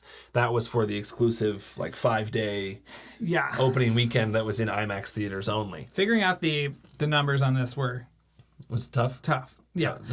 Partially because of that weird opening thing. Right. So it would eventually play in 3,555 screens, which is fewer screens than Mission Impossible 2. Yeah. Wasn't that interesting? Yeah. So Mission Impossible 2 is still ultimately, I think, made more money, but it was on more screens. Yeah. So opening weekend was a $12.8 million. Total domestic haul was $209.4 million. International was $485.3 million for a total gross of $694.7 million. At the time, it was the second most successful film in the franchise after Mission Impossible 2, but after the release of Mission Impossible Fallout, it has slipped to the third place in the franchise. It outperformed Mission Impossible 3 considerably. We talked about how that was sort of a ding to the franchise. Yeah. It didn't really make that much money worldwide. And it outperformed the film that followed it, which is Mission Impossible Ghost Protocol, which is really interesting that... Rogue Nation. Rogue Nation. It's interesting that it made that much more than the one on either side. It came at just the right time, I feel like. Yes. Is all that stuff that we talked about in the build-up in our previous episodes of this making of. People were nervous about Cruise. Is his star power over? And then it just came, and it was the right movie at the right time, and the movie just fucking rules. So that's why I think that's really the main thing. Yeah. That's why the movie did so well, because it's fucking great. Yeah. And it's just such a cool. I'm just happy. Yeah. We're here because it did well. Yes. Because if it didn't, I think Cruise would be out. Yeah, I think so too. So anyway, now let's talk about the critical reception. Currently, Ghost Protocol has a score of 73 on Metacritic and a 93% on Rotten Tomatoes, with a 76% audience score. How does that compare to the other movies? I'm curious. I don't know. I feel like, because we've talked about the critical reaction in each of these making ofs, and it's never really been that strong up to this point. I feel like it was kind of the strongest. The first movie currently on Rotten Tomatoes has a 63% with a 71% audience That's score. horseshit.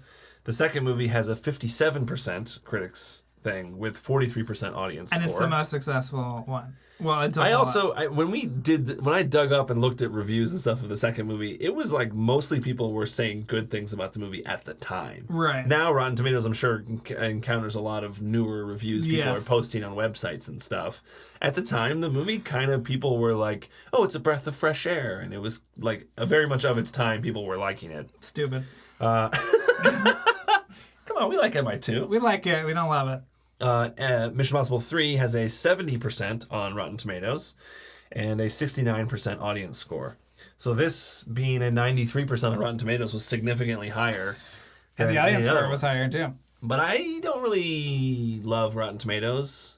I also feel like there were many more over time. So nowadays, it just evolves. I feel like it's hard to. Rotten Tomatoes is bad. I don't care who knows it. It's bad. I do prefer Metacritic, and even so, it's better just to find the critics that you like and read their work. But yeah, so Manohla Dargis of the New York Times said, that's partly because of Mr. Bird, who has given the movie a self-aware levity that's intended to clear away the bummer blues of the last mission 5 years ago.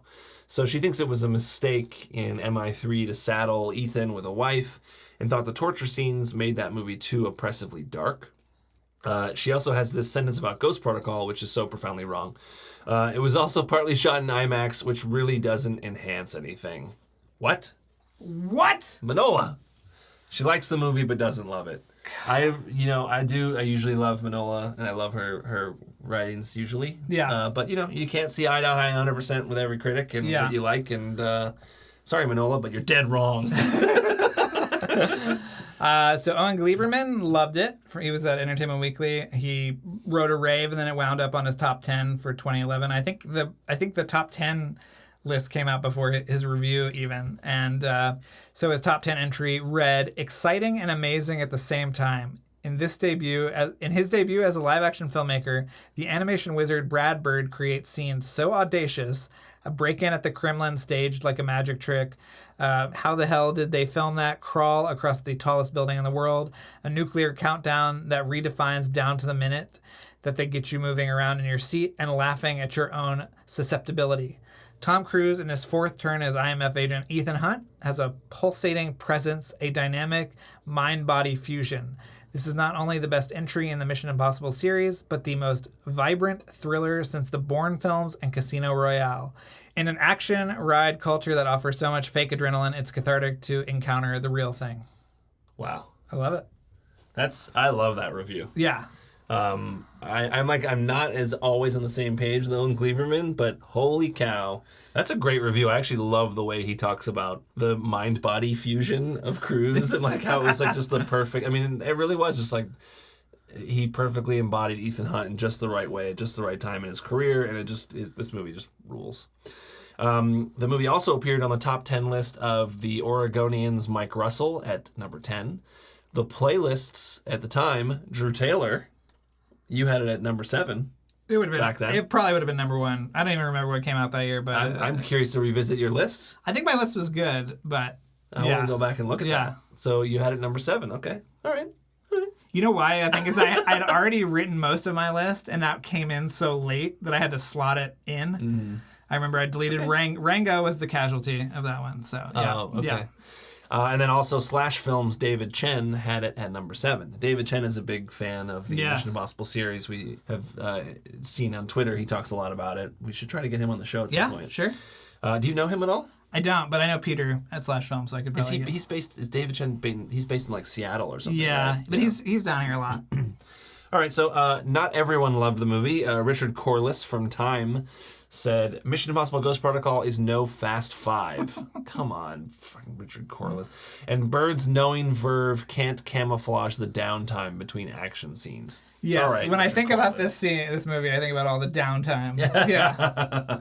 Come on, Richard Corliss, you mother. Also, Tom Huddleston, not Tom Hiddleston, from Time Out London said, "Ghost Protocol plays it strictly by the book. The characters are bland, the plot is overfamiliar, and the action sequence are resolutely old school.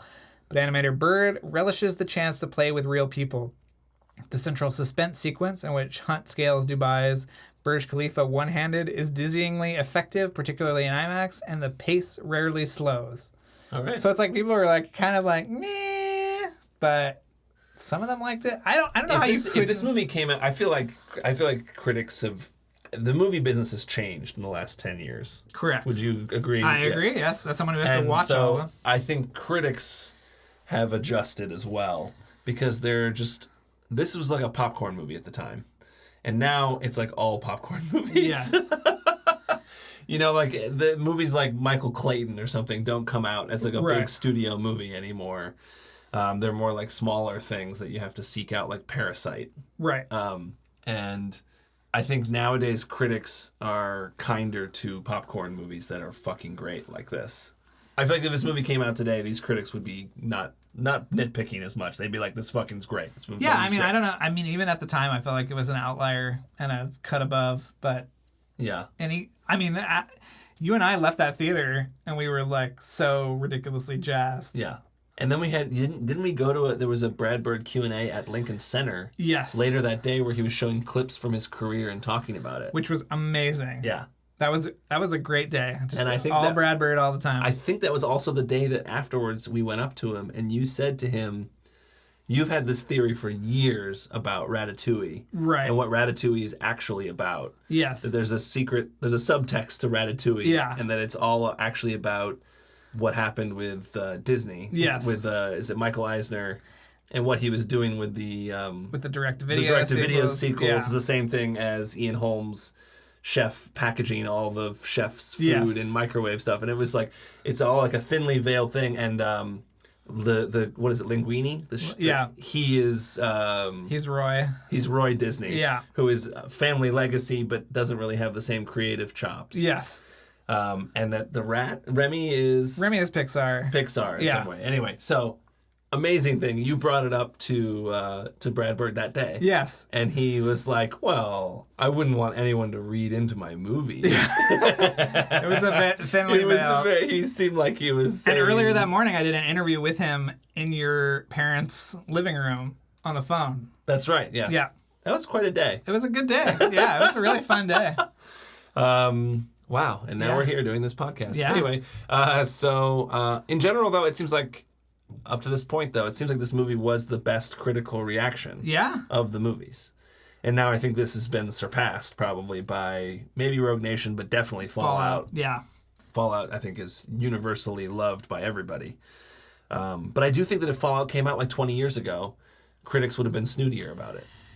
Yeah, I mean, it's interesting, too, because it's like these movies have to come out when they come out because the technology has to be at the level that they can actually pull off these things. Yeah. I just feel like Ghost Protocol is still very much ahead of its time. I mean, it's better than 95% of the things out there. Yeah, yeah. You can tell Bird was really invested in character. And as much as I think 3 maybe set up this phase, but Ghost Protocol really set the tone. I mean, the impact on the franchise cannot be overstated, I don't think. Humor and introducing humor and... Right. You know, yeah, as we talk about a lot, that the way that Ethan Hunt reacts to danger and everything now in a more humorous way, and the ridiculous sort of a self-awareness about Ethan Hunt's legend, like, is started with this one. Right. I love it. All right, so we got some random tidbits. Bring it on. We get to our random tidbits section. So this is the first movie in the series that we know of that used a code name from the Zodiac calendar or whatever. This one was called Aries. Right. And the title at one point was going to be Project Aries. Do they refer to it as Project Aries in the movie? No, I mean, that might be something, again, from that opening scene, maybe with Hendrix talking to the people. Right. Not really the people, to himself, but... I wonder, yeah. I want to, like, watch the movie again with an ear out to hear if they ever say Project Aries. Yeah. The bad guys. I know that we've seen a script of this that has Aries as the title, but that was just a code name title. So, anyway, that's fun. Thank you, Charles. The code Ethan uses at the payphone to get his latest mission is Tom Cruise's birthday, 7/3/62. Well, now we gotta give him something for his birthday. Give him a pie. He gives out that amazing, what is it, like a coconut pie or something? He has some special thing that he gives to everybody. He's been giving people cupcake versions of it for Christmas. Yeah. If you don't have... Can we get on that list? If you're not on the top list, then you're on the mid list and you get the smaller version. You get the smaller version. Yeah. I'll take the cupcake. Yeah, I have a picture of or a even cupcake. A cookie. Yeah. If I can get on the third tier list with Cruise, and he can send me the little cookie version. You just have a sweet tooth. I do. I eat dark chocolate Kit Kats all the time. We shouldn't say this person's name, but I've seen the box yeah. that Tom Cruise sends the cupcake. That's the smaller one, yeah. Oh my God, I want that. Okay, well someday we'll get or we'll steal it from somebody else. All right, so Scuba Luther continues in this movie. Scuba Luther is back in Mission Impossible Ghost Protocol. Yes. So he is introduced in MI3. We don't see him doing it. He's doing the scuba work at the Vatican in Mission Impossible 3. In this one, he says, at the end of the movie, in his very short cameo, he says, I've been at the bottom of the San Francisco Bay or whatever, cleaning up the parts from the dismantled bomb. So he was doing his scuba work. Yeah. So Scuba Luther continues in this movie, and I just have to call it out and say that I appreciate it. And I'm still disappointed that he didn't do any of the scuba work in Fallout, but I hold on to the idea that Luther trained Benji in the scuba life. The trade, yeah. It's a calling, I feel like. He's the scuba specialist. Yeah. So here we go. You ready for this? Yeah. Ethan uses the call sign Alpha 113, and A113 appears on Hanaway's ring. You can spot that one pretty easily. Yeah. A113 is a frequent in-joke and Easter egg appearing in films produced by Pixar, as well as the films created by the alumni of the California Institute of the Arts, based on one of the room numbers for the character animation BFA program. And this was the room that basically every major animator of the past 25 years has been in. This is the Brad Bird, Ron Clements, John Musker, Henry Selick room. Also, Tim Burton. Tim Burton, right? yes. He was there at the same time. And director Brad Bird is both a CalArts alumnus and a Pixar movie director. And he has worked in A113 reference into every one of his feature films, as well as some of his television work. And yeah, Todd told us that he snuck in some other A113 references to honor Bird. And I think Bird's production company on Tomorrowland was called A113 Productions. That's awesome. He's just putting it out there now. You know, I originally wanted to go to CalArts. And? I visited and it was awesome and I wanted to go. Did you apply? I did. I got in. You said no. My parents didn't want me to go to an art school. That does not surprise me. So I went to USC. But in the end, I was definitely better suited for USC. USC was the place to go for me, for sure. And I met so many of my people who I work with on everything at USC, and it was awesome. And you'd be like, but I was a big fan of CalArts. I don't have any football teams to root for at CalArts. It's true. That would be you. Yeah. If you had gone to CalArts. Yeah. Yeah. I'm a big college football fan. I know. So now I'm a big USC fan, just like I was born in Nebraska, so I'm a Nebraska fan. You're just a fan. I'm a fan. Hey, you're a Spurs fan. A Spurs fan. That's your one thing. Yeah. You like basketball. I do.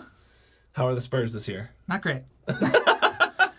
We're still smarting from the loss of Kawhi. But I'm going in by the time this airs, I will have gone to a Spurs game here. Right. Clippers game. And so I get to He went to the Clippers, right? Yes, I get to boo Kawhi and support the Spurs. Wow. Yeah. Wow, that's awesome. Yeah. I think I'm actually going to go to a Lakers game soon.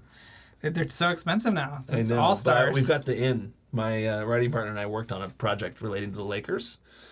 Oh, okay. There's a documentary that's getting made, and is that coming out? I don't know. Not yet. They're just getting a director signed on. So are they using your script? We will see if we just did outlines for okay. them. So we'll see if they will use if the new director wants to keep us on or not. Either way, we're going to a Lakers game. That's all I care about. Do you get it free? Yeah, they're going to take us to a game. Oh, nice. Yeah, it's cool. So there's an exclusive bonus disc that you have for Ghost Protocol, and you had shown me there's some cool menu screen, right? I don't Do you remember this. There's a menu screen. I love that you have the disc, and this made more of an impression on me because you sent me a video of it or something, and I was so excited. It's like him running along in a dust storm. Oh, and it's yes. like it repeats. Okay, and it's this really cool menu it's screen. behind the scenes. I feel like we should do a video of it. Yeah, and we'll should put post it out. Yeah, because people. It's really cool. I don't think it's possible to get this bonus disc, and it's a really fun. I love thing. that. Yeah, it's a great. Yeah. If you can track that down, get it. I want to look for it. I have it here somewhere. I hate you. So according to IMDb trivia, which is notoriously unreliable, the body count is 42. Does that sound right? Sounds right. 42? Yeah. Here's the thing. You gotta think that some people were in the Kremlin when that blew up. Oh, that's a big body count. Yeah. Yikes. Like security personnel and stuff. Yeah. So I don't know. That sounds maybe low. But I also don't. I'm trying to think of who else dies. I'm sure some people died during the prison riot too. Right. So, listen. Well, Tom Wilkinson, the other driver in the car, and the guy that they used to get the bomb thing going. The guy with the family. Poor guy. I always feel so bad for him when he goes. And Hendrix is goon. Yeah.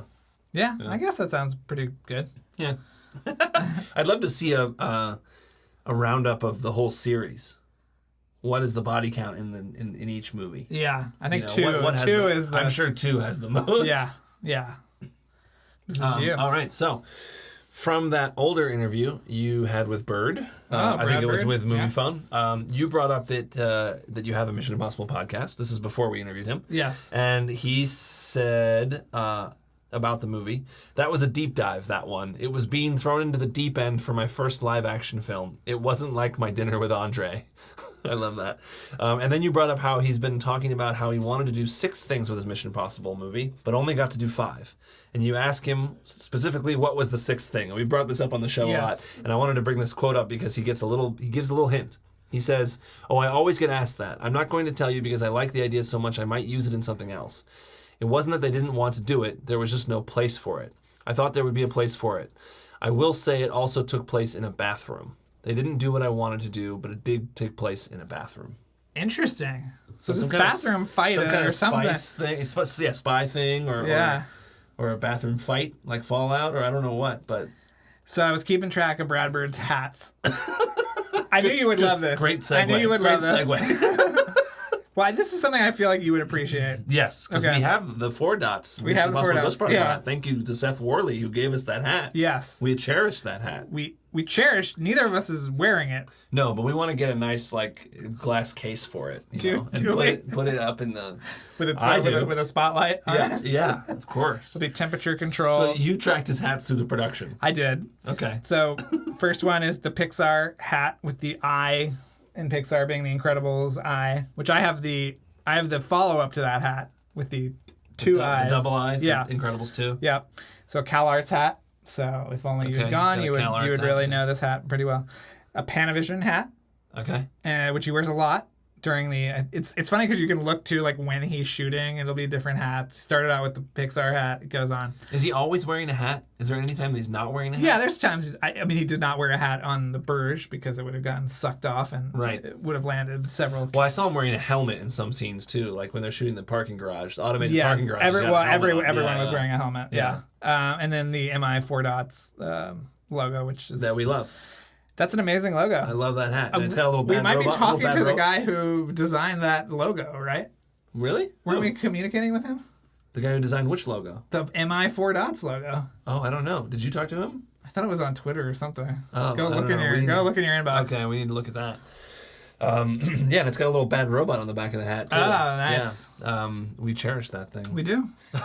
Anyway, so we've come to the end. That's it. That's it. We've run out of random tidbits. We're actually good on time. Oh, so good. We just need to cite our sources. Yeah, so I mean, obviously, we pulled a lot of newspapers and trades, the trade magazines, and other things I pulled at the Margaret Herrick Library. That was a major source for us, and we cited them along the way. There's a Yahoo article from 2015 that's the 50 impossibly awesome facts, I think, about the Mission Impossible franchise. There's the Ghost Protocol shooting diary by David James that you can buy on Amazon, and that's a good thing. I need to buy that thing. The binding isn't great. The binding isn't great. Okay, but I'm telling you that my book will be much better. But we got a lot of stuff from that book. We did, yeah. I think that's why this is a 4-parter, because of this book. Yeah, gave us a lot of good stuff. So IMDb trivia is some of the stuff, a few other things, not much. And then, of course, the many interviews we've done on this show informed everything that we learned as well. And that deluxe edition Blu-ray. Oh yeah, your bonus disc, of course. So yeah, Mission Impossible Ghost Protocol. So, any thoughts in summary? Still the light of my life, really. It really is amazing. It's so good. It's kind of charming in the wake of Fallout. Fallout is so big and so oppressive. This is like a little jaunt. Well, and it's so personal and emotional in Fallout. And this is more of like a fun... This is a gay romp. Team, yeah, it's like a team fun thing. And it feels so much more innocent now. It does. And I love it. Yeah. It's so good. It's so great. If it's not clear, I worship Brad Bird, and by the amount of interviews that I've done with him over the years. One of the highlights. Yeah.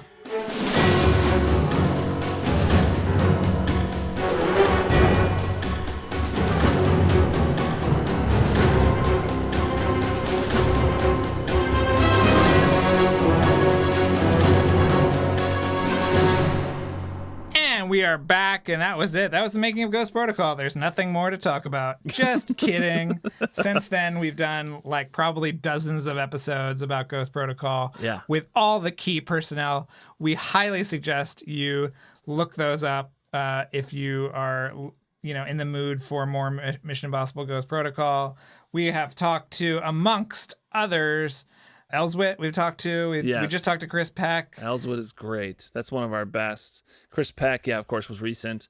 Michael Kaplan, the costume designer. Amazing. Fucking genius. Yeah. It was amazing talking to him. We've talked to people who worked on multiple movies, like David James. Yeah. His book, obviously, You should check out his book. Get it. It's available on Amazon. It's a great holiday present, although we're past the holidays now. But for next year or for your birthday, David James has so many great stories. He was a still photographer for Ghost Protocol and other Mission Impossible movies. Who else? John Well, you know what Knoll. I'm going to say? Yeah, John Knoll. I'm going to say that our first interview with McQuarrie is actually very Ghost Protocol centered. That's right. It is. And it's really fascinating. And I've heard a lot of people reference that episode because of us talking to him about Ghost Protocol. Yeah. So I want to give that a shout out. Paul Hirsch. What about Paul Hirsch? Amazing. We've had so many interviews with Paul Hirsch. I think we sort of casually asked him, hey, would you ever want to be the third co-host? And he was like, no. I think I proposed an entirely separate podcast with just the three of us dicking around, and he said absolutely not. So that's the kind of honesty we love. We have 3 trilogies of episodes with him. Yeah. He is just so fucking funny. And if you, for whatever reason, if you missed any of those episodes, you have to go back. He edited the first movie and Ghost Protocol, and he is a delight. And his book is great as well. Yeah, you're right. John Knoll was a great one as well. And, you know, he worked on the first film. And those conversations were really, really illuminating and funny. And he's such an amazing personality. I mean, he fucking invented Photoshop. So yeah, seems like a pretty smart guy.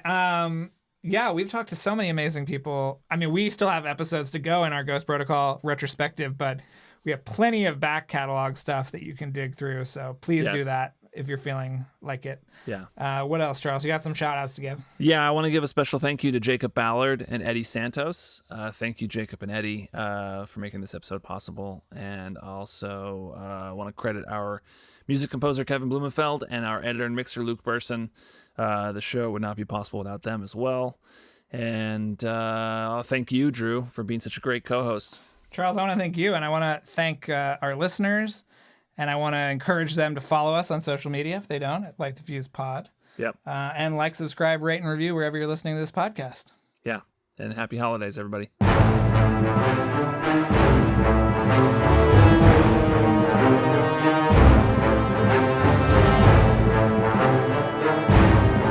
Thanks again for listening, everyone. Before we go, another mission, should you choose to accept it, please rate, review, and subscribe wherever you listen to podcasts. And remember that you can follow us on Twitter and Instagram at LightTheFusePod, and email us questions or comments at lightthefusepodcast@gmail.com. This message will self-destruct in 5 seconds.